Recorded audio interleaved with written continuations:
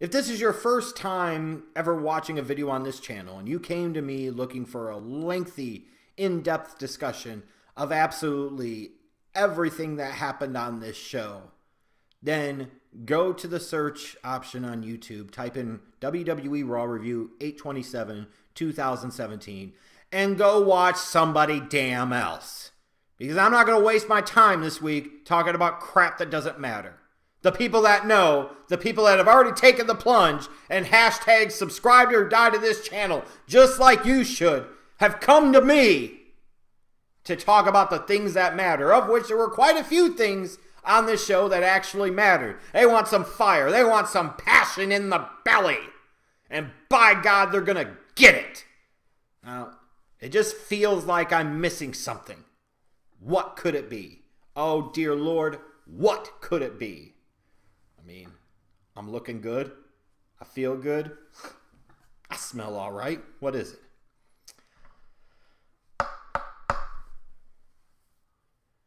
Ooh, that felt good. Let's talk about Raw this week, bitches. So you kick off the show right away. The IC title battle royal. And what I mean is you got 15 men. The winner gets to face The Miz next week for the Intercontinental Championship. And it was hilarious to me to see clean-shaven Big Show. It's like you went to Kurt Angle and said, "Oh, you think when your head shaved you look like a penis? Hold my beer." Just saying. And it's crazy too because as much as the internet in recent weeks, we've talked this and that about Jason Jordan and the stupidity of the angle, different things about how he's going to be irrelevant very quickly. A Memphis crowd that usually doesn't care actually found a reason to pop a little bit for Jason Jordan. So I'm saying if you could pop a Memphis crowd in your WWE, that's got to mean something somewhere, doesn't it? And thank God almighty, Finn Balor didn't freaking win. Unfortunately for him, that means he gets yet another match against Bray Wyatt. And my sympathies are with him. Because he's already done the demon paint at SummerSlam. What's he going to do? Paint demon paint around his asshole? At No Mercy? So now Bray Wyatt's going to win. Who gives a crap? I don't. Moving on. And I have to say, this Battle Royal was a surprise. They had Jeff Hardy win. It was weird. Because like at one point in time, when you had the stuff going on with Matt and Anderson and Gallows, Jeff's over here and Miz interferes over here. I'm like, well, that doesn't make any sense. Why wouldn't Jeff get involved with this? But it made perfect sense when everything came full circle at the end. And it's interesting that they had Jeff Hardy win. It's weird, and it's a very pleasant surprise. One of those things you didn't anticipate. You would have thought somebody like a Jason Jordan would have won this. It was like it was telegraphed that it was going to be him. And it freaking wasn't. And that was cool. Maybe we're getting close to the Hardys being able to do something actually worth a crap now that they're back with WWE. Let's hope so. But Jeff Hardy versus The Miz for the IC title next week? Sure, what the hell, why not? Which is apparently what Enzo has said to be becoming a part of the Cruiserweight crew being on 205 Live. And let me make sure this makes sense to me. So many people backstage don't like the dude, to where they're burying him to other people outside of the company. And let me touch on this. To the people that are burying Enzo, I understand he probably annoys you, and frankly, he is annoying. And maybe that's affecting some of his popularity with the fans in recent weeks because some of these stories are getting out, which is dumb, but that's the way it fucking goes nowadays. How about instead of hating on Enzo, how about you worry about being better at your goddamn job? Because all of these annoying factors at play and all the crap they've done to sabotage him, the fact is he can still get some type of reaction unlike the majority of the freaking roster, and most certainly unlike the majority of the freaking roster, he can actually cut a goddamn promo. He has some personality. He has some charisma. A lot of you can't go back to fucking school to get it because you never had it to fucking begin with, and it doesn't grow on trees. Some people have it and some people don't. And most of the people probably shitting on Enzo clearly do not have it. But so we take Enzo, who annoys people, and now we potentially expose him to both the Raw and SmackDown locker rooms instead of just keeping him isolated on Raw. Seems like an odd decision. The one thing I'll say about this match with Noam Dar is it was really short, which is what it needed to be, but Enzo, Gail Kim called, and she wants her botched eat the feet finisher back. Just saying. The beauty of this show was we didn't get a long pontificating promo for Paul Heyman, even though you thought this is where we were going to go, and it was going to be blah, blah, blah, blah, blah, blah, blah, blah, blah, blah, blah, everybody thinks I'm awesome, blah, blah, blah, blah, blah, blah, blah, blah, blah, blah, blah, let me say the same exact shit. No! We got the best Paul Heyman promo in quite a while. Why? Is because Brock Lesnar put an end to this shit. He grabbed that mic and he said, Suplex City, bitch, to Braun Strowman, and frankly, that's all you needed, and that's all that needed to be said. Exit out the fucking ring. Thank you. Goodbye. See you at No Mercy, or right before No Mercy, maybe on the Raw before. I don't know. But that segment was good. Short, sweet, and to the point, and minimize the amount of time Heyman talked. If you don't like that I said that, eat shit. I don't care. Tired of his lengthy promos all the time, following the same pattern and trend. If you're going to shit on Cena for doing it, as you should, then you sure as hell need to on Paul Heyman. Today, Junior, let's mix it up a fucking little bit. At least here, it was mixed up. I'm just saying. What I don't get, though, is why the WWE expects people to watch pay-per-views on the network, expects them to pay for tickets to go to the shows live, if they're just going to either A, give you the pay-per-view on TV, or B, undercut the pay-per-view immediately on TV. Sasha Banks defending her strap against Alexa Bliss. Sasha Banks is now a 4-time women's champion and a former 4-time women's champion. What is the goal here? What is the end game for doing this dumb shit with her? Why would you sit there at SummerSlam and put the strap on her when she was the backup bitch to Bayley? She wasn't even the primary option. Why in the bluest of blue fucks would you take that strap off of Alexa Bliss when it wasn't even the original plan via Sasha Banks?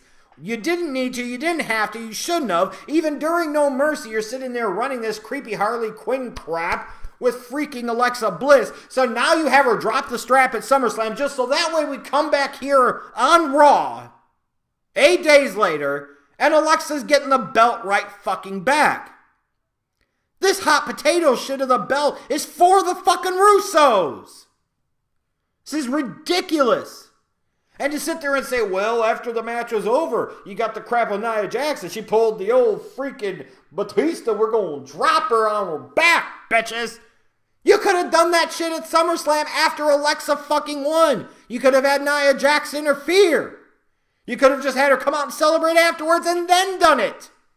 Again, if you're just going to continue to do this shit on TV, then why would anybody feel the need to subscribe to the network and watch the special events, watch the pay-per-views? And what, again, was the whole point of putting that strap on Sasha Banks to be a transitional champ to hand it right back to Alexa Bliss? Unbelievable. And how stupid it was that this, of all things, was the fucking main event of Raw.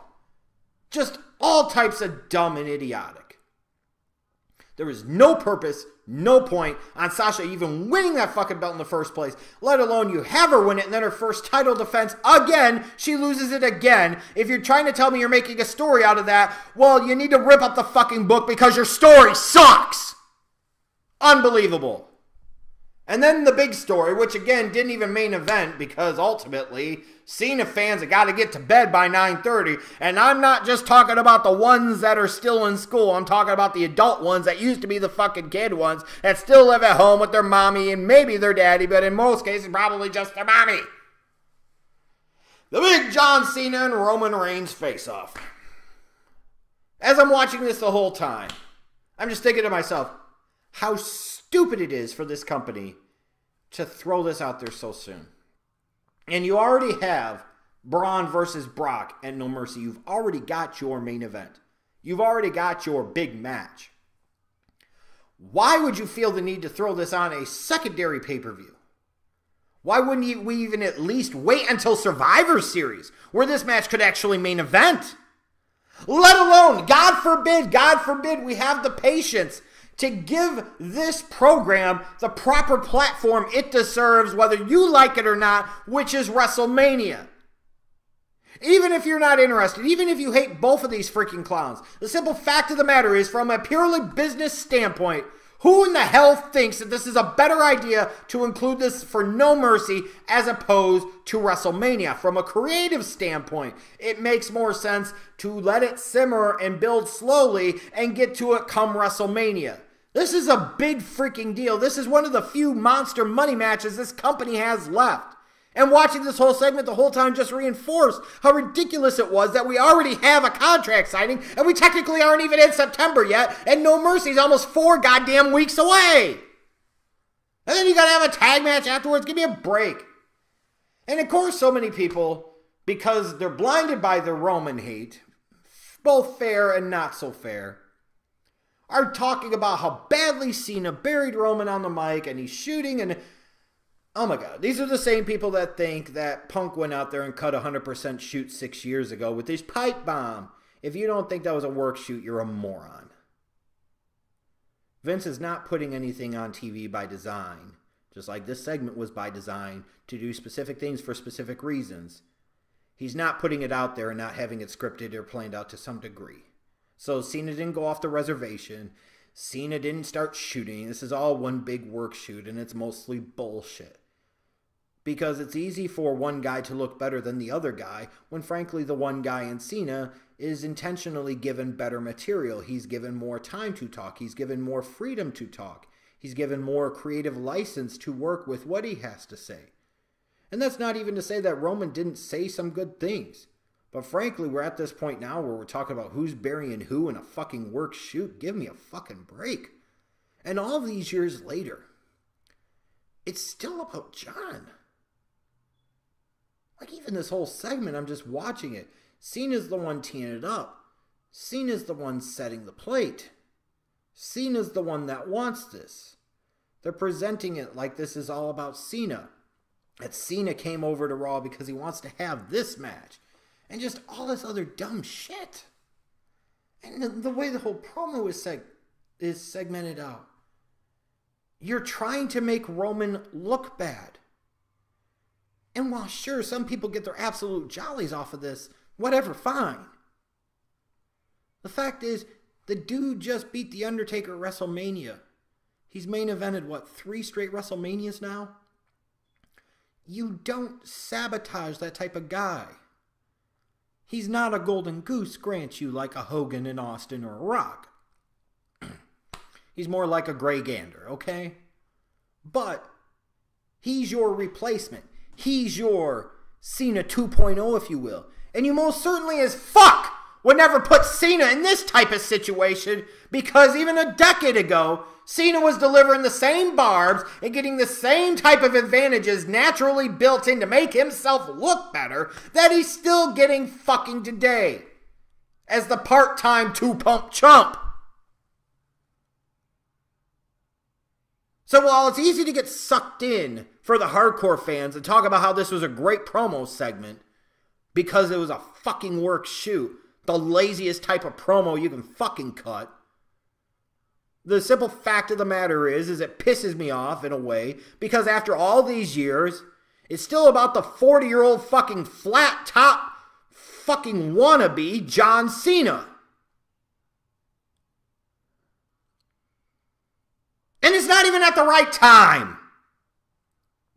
It's so ludicrous and so ridiculous that we can't have the patience to wait just a few more fucking months to do this where it belongs. To do this when the timing is right. You're taking a big-time match like this, whether you want to admit it's a big-time match or not, I could give a fuck less, because remember, OTRS Central is not the wrestling show you want, just the wrestling show you need, which means at times I have to present you with some inconvenient truths that you know really metamorphosis into being facts. And the fact is this is one of the biggest money matches this company has. And I understand there's a portion that says, well, why not do it at a secondary pay-per-view to elevate that secondary pay-per-view? Well, frankly, one, based off of what you did, how much do the pay-per-views really matter? Two, you've already got Braun versus Brock. You've already got your big money main event type of match there. At least, if anything else, if you're going to rush it before WrestleMania, do it at another Big Four. Do it at fucking Survivor Series. Don't sit there and throw this away. This special attraction, this first-time mega match for all intents and purposes, that we get so few of in today's WWE because they just can't fucking wait because it's all about today. It's never about tomorrow. Unbelievable. It's just bullshit. And after all these years still, and you fucks can sit there and bitch about Roman, and yeah, he's boring as bricks half the time. And I most certainly would not have him be my top guy. But the fact is that after the decade of doom of John Cena, nobody is as bad as him. I promise you. And if you think Roman Reigns is bad or worse, then you've got another thing coming. And I resent the fact that the WWE would send Roman out there into a situation just like they've done with so many other people over so many years and intentionally trying to sabotage the guy to artificially prop up Cena. Cena is no golden goose. He is nothing more than a wannabe. And my God, I wish I could have been there to write Roman's work shoot promo for him because he would have clowned Cena 6 ways from Sunday. It was served up on the tee. All he had to do was swing. But the WWE wasn't going to let him swing. Fuck this company for rushing this match. Fuck this company for all these years later still trying to protect Cena. Fuck this company for all these years later still trying to make Cena be out to be the guy. Because he's not. And the only reason he ever was because he was a pathetic prop for the WWE. You want to shoot, that's a shoot. If you're a top guy that saw millions of fans turn away, people can give all the excuses in the world. The bottom line is you weren't good enough to get the job done. And the company was too stubbornly stuck on you to realize there were perhaps better alternatives and ways to go. We'll see what happens at No Mercy. But the way they presented this shit almost makes me think Cena's going over. And if that's the case, then fuck this company truly.